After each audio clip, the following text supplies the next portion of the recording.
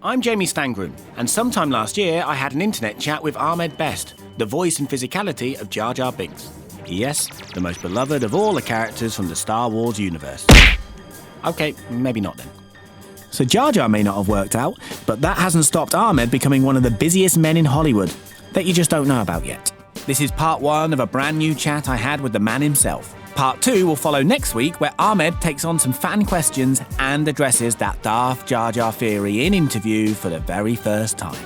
But part 1 is all about Ahmed the performer, including his secret DJ career and the new comedy that's been commissioned by some bloke called Seth Mcfarlane. My writing partner and I, Jay Lee, did a web series called Two Black Dudes. And the web series actually never came out because at the premiere of the web series, before we were going to put it on the web, Seth McFarlane came to the screening and bought it that day. So we actually could not get it out on the web because it was already, once he got it, then all the balls started rolling, and Fox Studio bought it, and then Fox, the network, bought it after like a year of pitching around to different networks. And now we are in pre-production. Wow. I mean, you're not just an actor. You've produced, you've directed. How many times can we expect to see you in the credits for Two Black Dudes then? Probably twice when it comes up, because I'm going to be a writer on the show and the co-star of the show.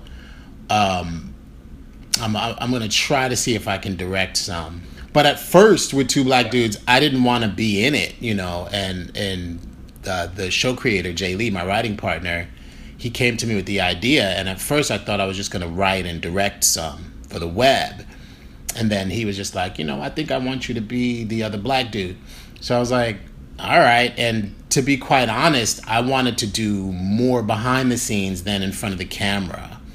I was kind of, you know, I needed to take a hiatus from being an actor for a while. So I wasn't really looking to do any acting. He's one of my closest friends, and I love the guy dearly. So when he asked, of course, I said yes, and we did it. And then the next thing you know, boom, everything starts rolling. You know what I mean?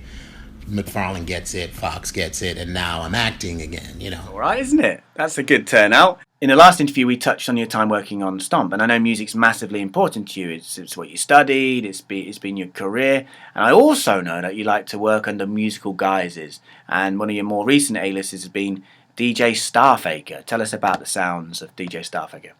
DJ Starfaker is a persona I adopted after living in England for quite a while. I really dug the DJ culture, and the guys in Stomp are really good friends with Fatboy Slim. And I really like the fact that he could be one of their friends from the neighborhood and also have this other persona where he's this DJ guy, you know. So then I thought back to the whole DJ Starfaker thing, and I was like, you know what, I can probably do this in a way where I can still go out and play under DJ Starfaker and nobody would, you know, cross-reference the actor part of me and everybody would just listen to the music. And I didn't end up playing out at first. I just made kind of an EP and released it on iTunes to see how it would do.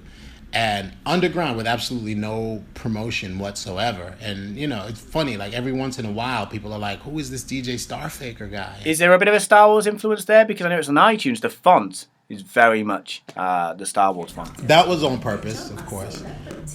Just to kind of a little bit of a nudge into who I am. I know you're singing and you're rapping at times as well. What else? What are you playing on this track? I pretty much play everything that I can't afford. If I can't afford somebody to come in and play something, I'll do it.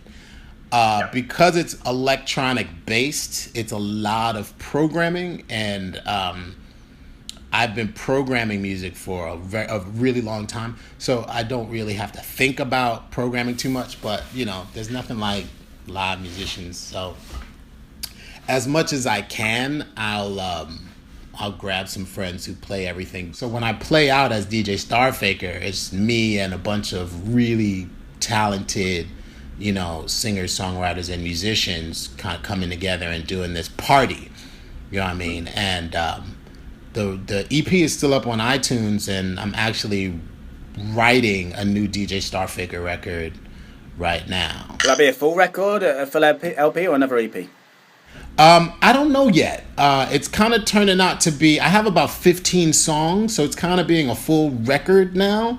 But I don't know. I might release 5 of them. I might release 10.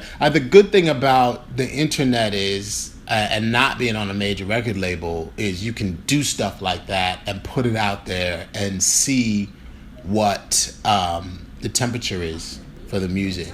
There is a celebrity collaborating with you on it, and Slow, you've got Tracy Toms. Tracy and I have been friends for nearly 20 years. She's a phenomenal singer, and people know her from Rent. She played Joanne in Rent. She was also in Grindhouse, Quentin Tarantino's movie, and she's constantly working. She's always on Broadway, but her singing voice is just probably one of the best I've ever heard. She's an awesome singer, and when she came in and did the track, it's a smoothed out, like R&B kind of a real sleepy-eyed bedroom kind of tune. And everything I do in Starfaker has a bit of a tongue-in-cheek kind of feel to it. So I wanted to do something that was just like a bit of a satire on those, slow, sexy bedroom songs, That's why I call it Slow. Just waiting for my heart to land. This is your song, mine too, we gone. I hope it lasts long. I just want you to know I'll take it slow. Finally, how can everybody keep on top of everything, all the things that you've got going on? You can always go to my website, ahmedbest.com. I'm on Twitter at ahmedbest. I'm on Instagram as at Best Ahmed, or at Ahmed Beck is Loose, which is my action figure, which is somewhere here. The one that Anthony Daniels made me do.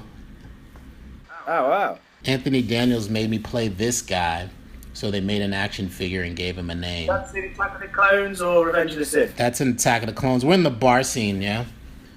Because I'm not a big selfie guy. So on Instagram, I pretty much put him through a bunch of different adventures just because I'm silly. That's what it's all about then. Because I was looking at your Instagram and I kind of didn't want to, I just thought maybe he's a bit weird, but you've explained it all. It's perfectly normal. My Instagram is his pretty much, and he goes on different adventures. Like I'm the only one in this world for her, oh yeah. The love she shows makes you tear the screen with envy. I know how it can be. Wish there was somewhere you could see.